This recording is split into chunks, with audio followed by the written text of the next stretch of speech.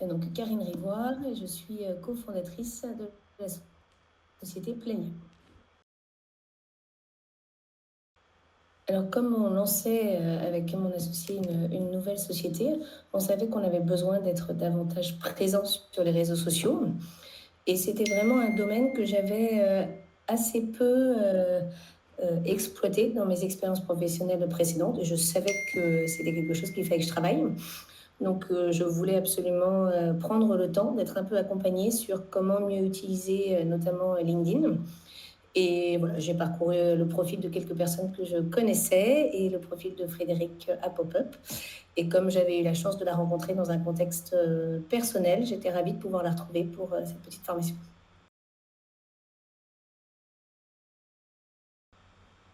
La formation s'est très bien déroulée pour ma part. J'ai particulièrement aimé le fait que ça se déroule en 2 temps parce que ça permet de digérer les informations, et elles sont très riches, que Frédéric partage dans la première session. Et puis, elle nous donne quand même pas mal de travail entre la première session et la deuxième session pour mettre en application tout ce qu'on a pu travailler.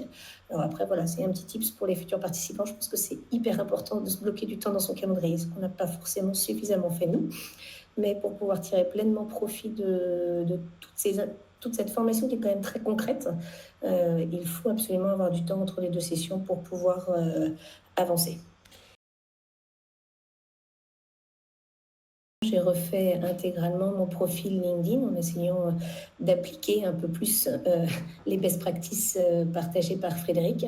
Et puis, ben voilà, on s'est lancé avec mon associé sur un plan de communication. On a essayé de mettre en place une certaine régularité dans notre communication. Bien entendu, il y a encore une grande marge pour améliorer. Ça nous a donné envie. Et je pense que c'était vraiment ça dont on avait besoin.